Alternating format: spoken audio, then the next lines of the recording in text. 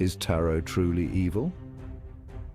For centuries, a palpable unease has lingered between organized Christianity and the practice of tarot. Many Christians view the cards with suspicion, associating them with forces antithetical to their faith.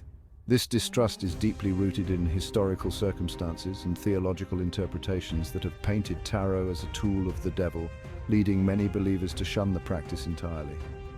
The fear often stems from the belief that tarot cards provide access to forbidden knowledge or power derived from malevolent entities. This perspective casts tarot readings as dangerous forms of divination, capable of jeopardizing one's spiritual well-being.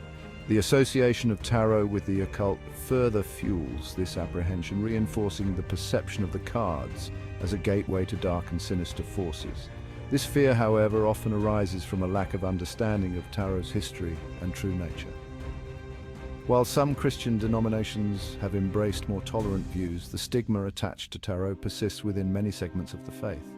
This essay delves into the origins of this complex relationship, exploring the historical, cultural, and theological factors that have contributed to the widespread perception of tarot cards as evil within Christian communities. Despite the prevailing negative sentiment, a growing number of Christians are beginning to challenge these traditional views. They argue that tarot, when used responsibly, can serve as a valuable tool for self-reflection and spiritual growth, not unlike prayer or meditation. This shift in perspective signals a potential for reconciliation between Christianity and the practice of tarot, but a deeper understanding of the card's origins and intended purpose is crucial to bridging this historical divide.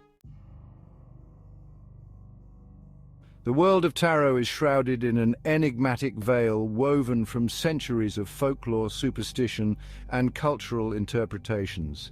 This intricate tapestry of beliefs often portrays tarot cards as objects of power, capable of revealing hidden truths and even influencing the course of destiny. While some of these beliefs stem from genuine curiosity and a desire to understand the unknown, others are rooted in fear and misinformation, perpetuating a sense of mystique that both attracts and repels.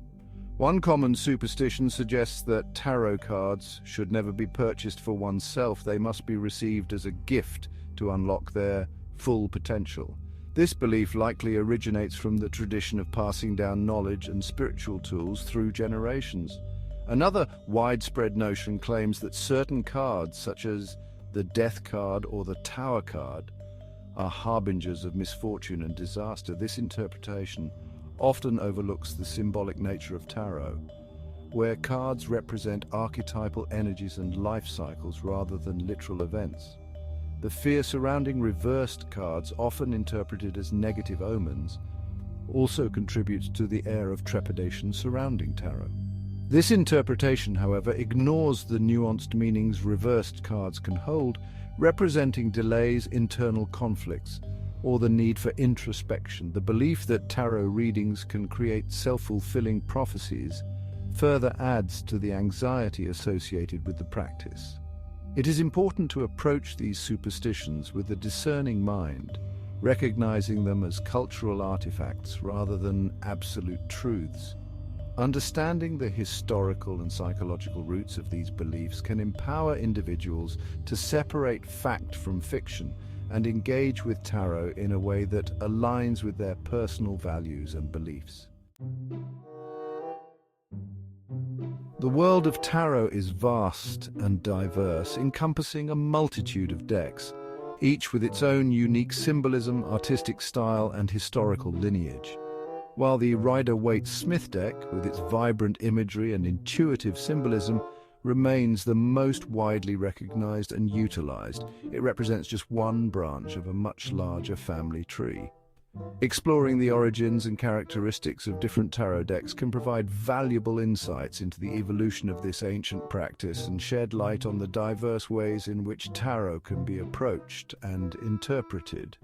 The earliest tarot decks, originating in 15th century Italy, were primarily used for playing card games among the aristocracy. These decks, known as tarocchi, typically consisted of 4 suits similar to modern playing cards, with the addition of a 5th suit of trump cards depicting allegorical figures and scenes. It was not until the 18th century that tarot's association with divination and esoteric knowledge began to emerge, primarily through the work of French occultists like Antoine Coeur de Gebelin and Jean-Baptiste Alliette. They saw in the cards a symbolic system capable of unlocking hidden truths about the universe and the human condition. The Rider-Waite-Smith deck, created in the early 20th century, marked a significant turning point in tarot's history.